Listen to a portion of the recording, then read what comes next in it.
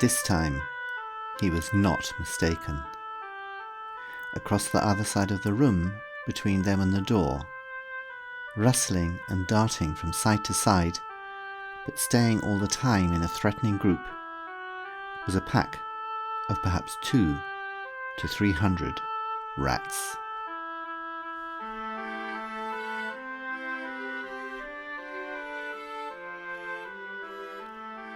Welcome to Behind the Bottom Line. I'm James Schofield, the creator, voice artist, and prompt engineer, all in one for this podcast, which is based around stories that I originally wrote for different magazines and publishers over the last 10 years. This is season 9, and we are now in episode 8 of a thriller set in the diamond industry called 7 Continents. Where have we got to? Kirill Sokolov and Dr. Irina Kirkomenova are still exploring the underground levels of the former diamond mine belonging to 7 Continents. The question is, are they alone down there? Macey Church, on the other hand, continues the high life back in London. Yesterday she was at the opera with Roy Marsden. Today she's off to the Savoy for lunch with Eamonn Fitzroy, CFO for 7 Continents. Ready to join them for oysters and smoked salmon? Then let us begin.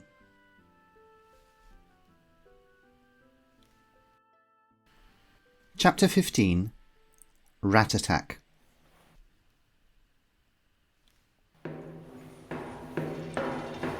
As they continued their journey down the staircase, Kirill had difficulty stopping his teeth from chattering with both cold and terror. More than anything, he wanted to return to the warmth, light and life on the surface. Before he'd seen the rat, he had thought of asking Irina if she wanted to go back while he explored the bottom level alone. But he knew now he couldn't stay in the dark down there on his own.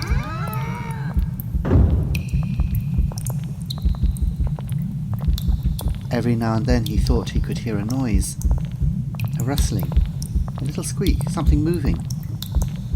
But though he shone his torch around, he could see nothing apart from the bare walls and broken pipework running down into the basement. They were now about 60 metres underground. As they passed the entrance to the lift shaft, the smell from whatever animal it was that had died was overwhelming. They hurried past and entered the room. It was like a huge laboratory with the remains of the equipment smashed and destroyed as if by a bad-tempered giant. They stayed close together as they moved across the floor, instinctively making as little noise as possible, as if they both feared to disturb the spirits that Roxana had told them about. Or in Kirill's case, something worse. There it was again, the noise of something moving behind him.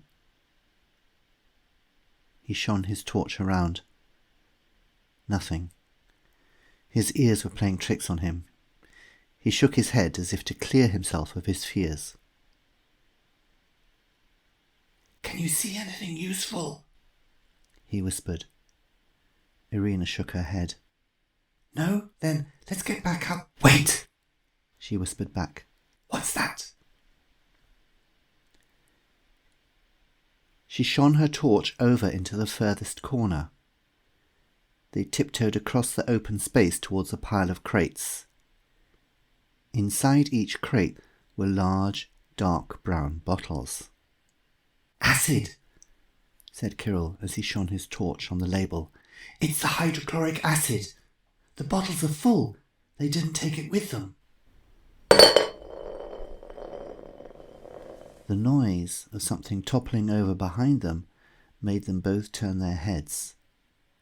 Irina gasped, and Kirill felt panic grip his chest. This time, he was not mistaken. Across the other side of the room, between them and the door, rustling and darting from side to side, but staying all the time in a threatening group, was a pack of perhaps 200 to 300 rats. As they both shone their torchlights at them, the animals at first retreated. But when nothing happened, they grew bold again and started making scuttling little runs towards Kirill and Irina. It's the food. They want our food, and then they'll attack us, moaned Kirill. Could we distract them with it and escape up the stairs? There's not enough. The moment they've finished it, they'll go for us. What about the acid? Throw them food, then when they start fighting, throw acid bottles at them. Kirill looked at Irina in admiration. Irina, you're a genius. It might just work. They covered their faces with scarves to protect themselves from the fumes, then grasped a bottle each. Kirill tore off one of the labels with its batch number and put it in his pocket. By now the rats were only about 5 meters away. Their eyes were blood red, and their little teeth gleamed in the torchlight. Ready? asked Irina. 1, 2, 3, go! She threw the remaining food across the room, away from the door. The animals hurled themselves after it, snarling and fighting each other in their desperation to eat. The moment they hit the food, 2 bottles of acid flew into their middle and smashed on the floor. Go! Shouted Kirill, and they both sprinted for the staircase. Kirill would never forget the terrible shrieks as the acid drenched the rats. Though he was running for his life, he caught a glimpse of them in the torchlight, twisting and writhing in agony, like a scene from a medieval picture of hell. Irina was ahead of him, her feet pounding up the stairs, and Kirill found that, although he was not remotely fit, he wasn't far behind, because even above the crash of boots on metal, he could still hear their squeals of rage and pain, and in his panic he felt sure they were following them up to the light. He jumped up the last steps, his chest on fire, bursting through the door just behind Irina. "Shut it! Shut it!" he screamed, and they hurled himself at the door to the stairwell, forcing the rusty hinges to screech in protest as they slammed it closed, then fell, side by side to the ground, panting heavily, drenched in sweat, dust, and fear.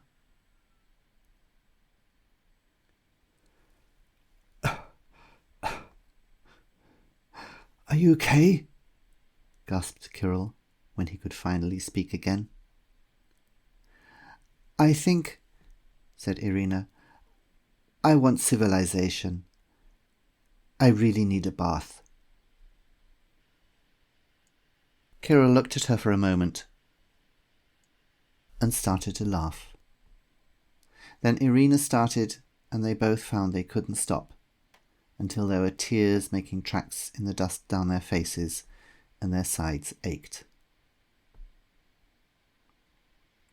Kirill finally got to his feet and pulled Irina up. She had nice hands, a part of his brain registered. He didn't let go of them straight away. "Kirill, what's that?" she suddenly asked. There, behind you. That file on the floor, next to the door." He dropped her hands and turned around. It was a very dusty blue file, which had been hidden behind the door when they had first entered the room. Kirill bent down and picked it up. Inside were small plastic envelopes, each one containing an identity card, filed alphabetically. They looked at each other, then turned the pages to V. Smiling up at them was the younger, but still recognizable face of Gilbert Villiers. "So he was here," said Irina. "It seems so." Kirill carefully put the card away in his pocket, alongside the label from the hydrochloric acid bottle. Irina took the file and idly turned the pages, then stopped and looked carefully at one of the cards. Then she took it out and put it in her pocket. "We must get back to Dosk," she said. "We need to meet Sergei Vassiliev."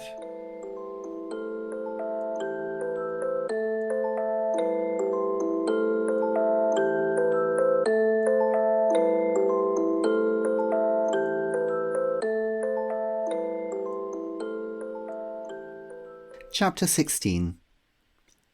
At the Savoy. "Oui, mademoiselle?" asked Claude, the maitre d' at the Savoy Hotel, as Macey entered the restaurant. "I'm meeting Mr. Fitzroy for lunch." "Of course, mademoiselle. This way, please."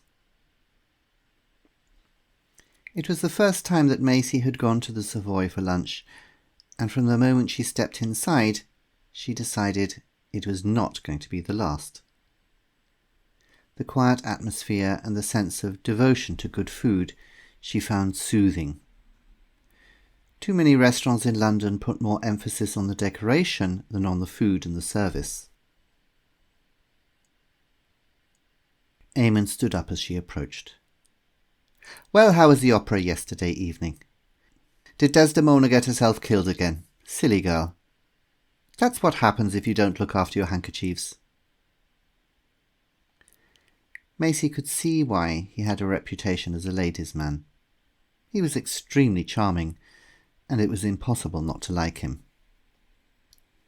They studied the menu. Macey decided on the smoked salmon, to be followed by lamb, while Eamonn chose oysters and then beef stroganoff. "Are you sure you won't have the oysters too?" he asked. "Seven Continents is paying the bill." "Oh, no, thank you. My mother always told me not to eat animals that live in their own house all the time. You don't know when the last time was they did any cleaning." "Well, that makes me feel great. Waiter, I'll change the oysters to the salmon as well." They chatted for a while about this and that. Eamonn came from Cork in Ireland, and he was thrilled that Macey had been there. "Now tell me honestly, Macey, is there a more beautiful city in the world than Cork? The friendliest people, the prettiest girls, the freshest air, you can't beat it." "So what are you doing in London then?" "Well, you don't want to actually live there, of course, otherwise you'd never appreciate it. No, I'm part of Ireland's greatest national export, its people. Do you know there are more people of Irish descent living in New York than there are in the whole of Ireland?" The food arrived and they started. "So, what can you tell me about Sir Gilbert and Pete Hudgink?" asked Macey, when the atmosphere seemed appropriate. "Why do they dislike each other so much?" I'm not sure how much of this can go in the book you're writing, Macey." "Oh, don't worry about that. Anything I write will be checked by Sir Gilbert before it's published." "Right. Well, I suppose that's okay then." It started a long time ago, back at university. They were at the same college at the same time, and both studied geology, and just didn't get on with each other at all.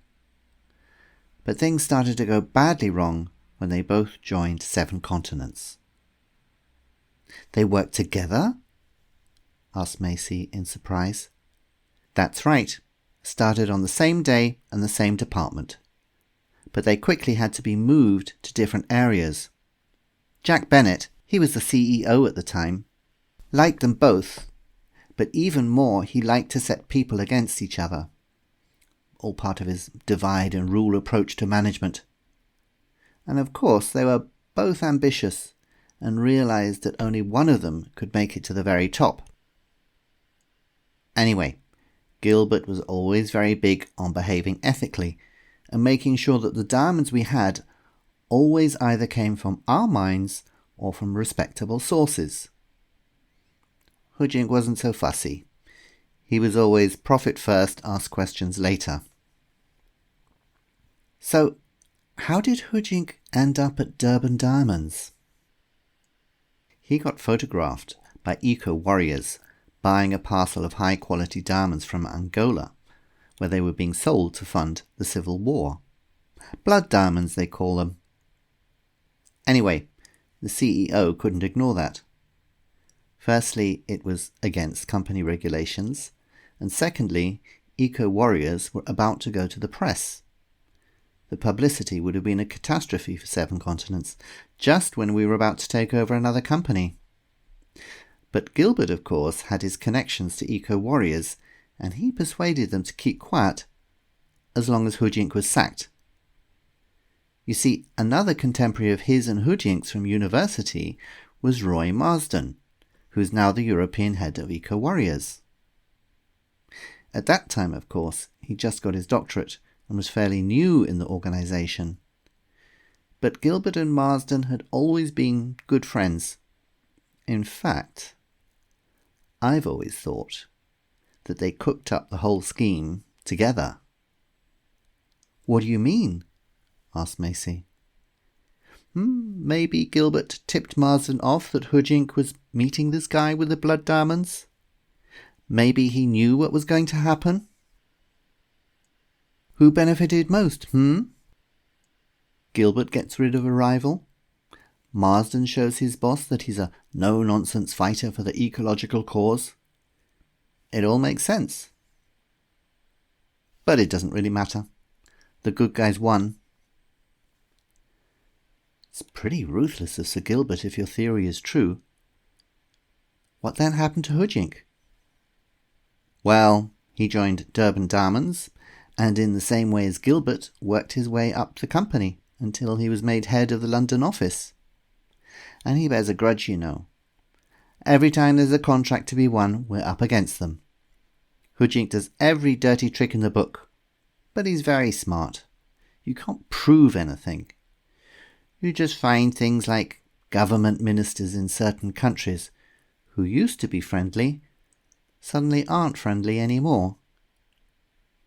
Good engineers leave the company and reappear 2 months later with Durban Diamonds. Over the last 18 months it's got worse. It's like he knows everything we're planning on doing and he tries to block it. So you can imagine for this contract in Antarctica, we're keeping our eyes open all the time to see what Hujink is up to. Though I think I'll have a problem this time. The UN isn't like some small country where you can just bribe or bully the key people to do what you want. Macey nodded her head and gradually changed the conversation to other topics. She had already decided. The next person she needed to talk to was Pete Hujink.